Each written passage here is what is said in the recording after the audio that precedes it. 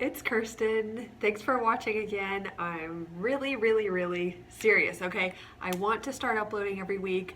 I just had the epiphany that I enjoyed this so much. I love talking to you guys. I love sharing whatever I can to contribute to the dance community. You guys are my people, and this is the stuff that I have to share through my experience, so I want to start uploading hopefully every week. I am going to make it happen one day every single week, putting it in my calendar because I love talking to you guys and I love sharing. So I also love getting your feedback that you're incorporating some of the things I've been talking about recently from my perspective as a coach, and I just love that it's helping. It's so fulfilling to give and then know that people are being helped and touched by that.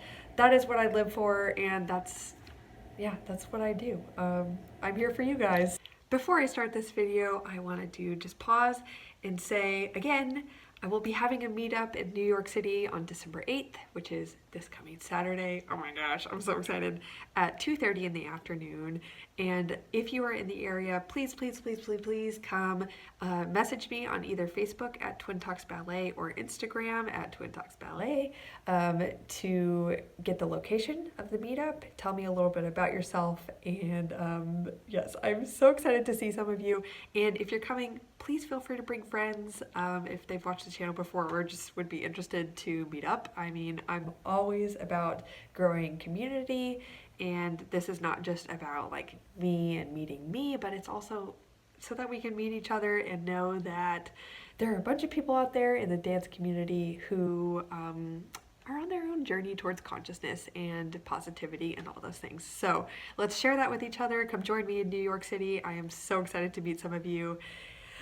Yay! Yes! So direct message me and I'll see you guys. So anyway, what I felt compelled to share about today is treating your body like a friend and not your enemy. It sounds corny, but seriously, I have observed time and time again with dancers that it is just culturally normal and almost ingrained in us that our bodies are something to conquer, to master, to fight against in order to achieve our objective, as if we are separate from our bodies. And I know that, you know, I am a firm believer in the concept that we are all souls, we are spiritual beings within a physical body. That's a little woo-woo for a lot of people, so don't unsubscribe if you don't feel the same. I don't know, unless you really hate it, feel free to unsubscribe. The internet is a big place and there's someone for you.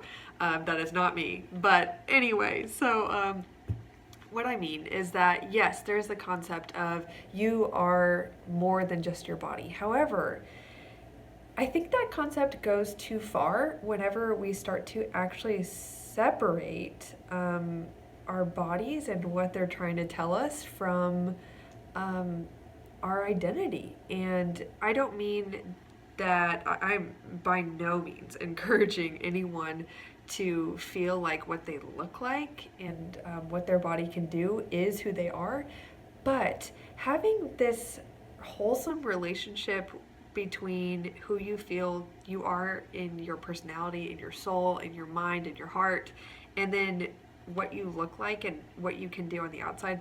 Having a marriage of all these things in a healthy way is so good for us.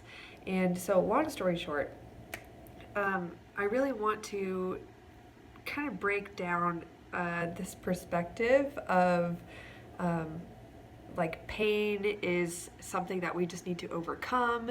It is an obstacle. It's like unideal that our bodies send us signals or prevent us from doing certain things, or don't lose weight when we want them to, or it's just really common for dancers to feel like any time their body doesn't do something that they want it to do, that they just need to push harder, fight harder, you know, get a numbing injection so that you could do one rehearsal or a show or something like that, instead of honoring yourself. And I've done this too. I'm not perfect. I'm preaching to myself just as much. I mean, hello, I suffered through a knee injury for a year and like basically never let it heal.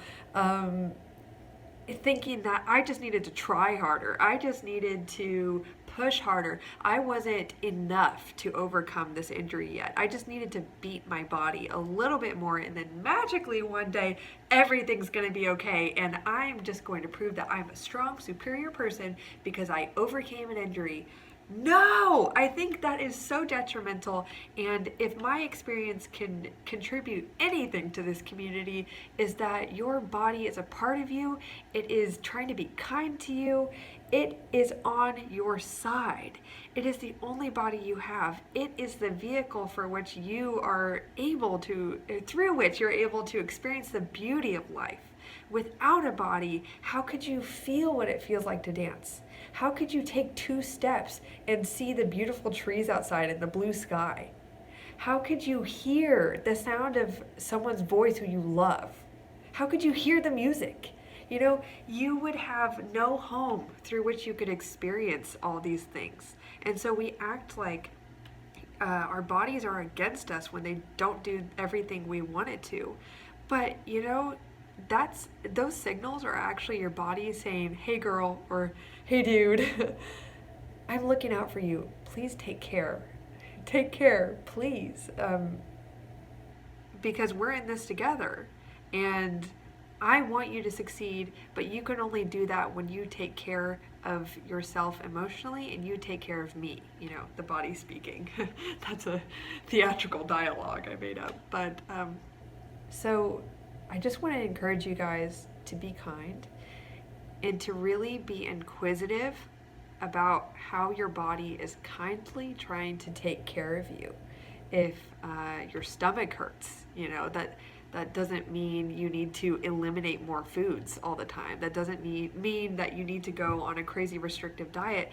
Maybe it just means that you're really stressed out before you ate, and you're in a rush. You're not present when you're eating, and you're trying to finish your meal in 10 minutes.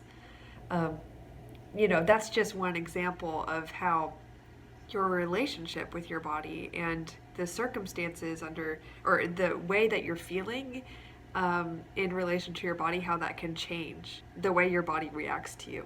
Because honestly, and this gets more into like the tangible part of this video and what you can actually take away from it, aside from just my passion about this. But physiologically, scientifically, each time that you experience stress, which honestly, having that negative self-talk or that negative relationship with your body in which you have some level of upset instead of curiosity each time your body sends you a little pain message or something like that to nudge you to take care of yourself. Anytime you have a negative or stress reaction to the signals your body is sending you, or maybe the way you look, that creates stress within your body, catabolic energy, negative energy within your body. And think of it. Here's a great example of how this actually plays out on an objective level. Whenever you are surprised by something or scared, what happens? You go, you stop breathing. It's like you freeze up, your muscles tense. What actually happens in that moment are the processes within your body, or certain organs even, start to shut down a little bit if they are not absolutely necessary for survival. Because any stress reaction is really a representation of your body's self-protection mechanisms.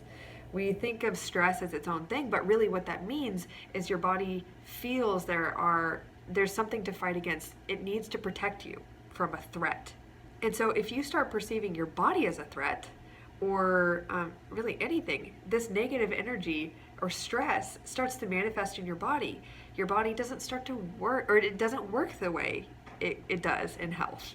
So even if you are stressed during a rehearsal, or stressed that a director is watching or something, you can focus all you want on how well you're going to dance. But unless you relieve a little bit of that stress and just get yourself into a more focused state and just release the outcome, release their expectation, and just put the intention that you're going to do your best to get yourself in a more positive state and a more relaxed state, your body will start to clench up. Your muscles won't be as pliable and available for you to do your movements freely and beautifully. I also wanted to share with you guys the concept that what you focus on expands. For instance, a lot of you guys have heard this example, but it's really prudent, so I'll just share it even though it's generic. But for instance, I live in Austin, Texas, and I would love to own a Tesla one day. I think they're fine cars. So when I'm out on the road, what do you think I see? I see Teslas everywhere, not just because there are a lot near where I live, but also because that is what I'm focusing on. That's what I'm looking for, not even consciously, but Teslas are on my mind because it's like my goal car or whatever. But it's on my mind, and so what I focus on has expanded in my perception. What I put into my mind creates a filter through which my brain processes information. Your brain can't take in everything at once. I've said this before, it takes in about 2.5 billion pieces of information at any moment. What you can consciously be aware of at any point in time is on average about 128 pieces of that information. A very small subset. What does that mean? Your brain has a filtration system through which it deletes, distorts, and edits information or expands it so that what you feel is most important can come up in your mind to be available to you for you to speak, take action, make decisions, whatever. So all that being said, that's an example of what you focus on expands. So that being said, if in your mind you're constantly like, I'm injured, I can't do this, I can't do this, and I can't do this, and I'm not as good as everyone else. If that's constantly the talk and belief going on in your head, what do you think expands in your perception? Every piece of evidence as to why you're never going to get through this, why your injury is the worst thing ever, and why your body is your enemy. So, now that we're aware of that, I'm going to give you some pointers on how to overcome this. So the first thing I want you to do is journal or just seriously reflect on what your body is kindly telling you through any sort of discomfort you've been experiencing recently. Really reflect on this. The first things that are probably going to come up in your mind are negative and reasons why it sucks and why it's not on your team. But just sit with it for a minute. Let the negative thoughts pass. Just observe them and let them pass. And really, even if it feels fake at first, start to write or just dwell on in your thoughts how your body is trying to help you. What very kind signals is it trying to tell you in support of your overall well-being and longevity? Once you have a really good sense of these things, or a good list of maybe just a handful of things that your body is trying to help you with or help you towards, you now have a little bit of a foundation for believing that your body is really your friend. So now, of course, we are focusing on this positive perspective. It's going to expand. Step 2 is that you will then do the same thing, but now reflect on in gratitude for the freedom your body gives you to do things you love. Write out everything you can think of that you are tremendously grateful for that your body allows you to do. You could write it like this in a journal prompt: I wouldn't be able to ... if my without my body. Or just simply what my body allows me to do that I am grateful for. And then write a list. A lot of you guys might not feel ready to do this, but a third step could be to write out the things the favorite parts of your body. This doesn't necessarily have to be in regards to appearance. Like, I don't mean you have to write, I love the look of my arms. That's great if you want to do that. But this could be, like, for me, my favorite thing I am most grateful for about my body is that my right leg is well again. I went through a tremendous difficulty with my knee injury last year, and I am so overcome with gratitude that I can not only dance and teach again, so that I can give to young people who are starting their dance journeys, But I'd say one of my favorite things that I'm so grateful for is that I can travel and walk for miles and miles and miles and miles and see on foot the wonder of the world. I can even go for a walk down by the river where I live and be so close to the trees and so close to the water and get a view of the earth that I could never get from a car. I can I can have adventures. I am just so grateful for that, just to walk. That's it. Favorite thing. So, in closing, this has been a little bit longer and more rambly than I thought, but full of heart, and I hope that touched you. So, in closing, just remember and dwell on how your body is your friend, how it desperately wants to be on your team, going towards a life that is prosperous and full of love and light and pleasure, and also service. Don't forget service. I think one of the greatest things that we're allowed to do in this life is to give to others. That is truly, I believe, what brings us lasting fulfillment, not just meeting our own needs and desires, but thinking of what we desire and what we need, and instead of thinking of ourselves first, giving that to another person. That is truly, I believe, one of the biggest foundations for a beautiful life. So remember that your body allows you to do that. And any time that you feel stuck in negative self-talk or you are upset because your body isn't doing what you want, I understand. It's an imperfect journey. You're going to beat yourself up sometimes. You're going to feel really down. You're going to get really frustrated, especially when you're injured or when you feel like you don't look the way you want to. It's frustrating. So have grace for yourselves when you don't feel like the ultimate Yoda Gandhi master of consciousness and you can completely overcome your negative feelings. That's not my intent to make you feel like you should be like that, but I just want to provide you the option and empowerment so that you can understand when you're ready to move out of that hurt, there's an option for you and you can absolutely do it, and you can absolutely have grace for yourself and start this journey towards wholeness and a beautiful relationship with the body that you are so graciously given to experience life in. So anyway, I hope this video touched you and was just what you needed today. If it wasn't quite for you today, maybe think of someone it is for, who would really benefit from hearing this. Anyway, so that's all from me today. I will see you guys soon and enjoy the rest of your day. Bye!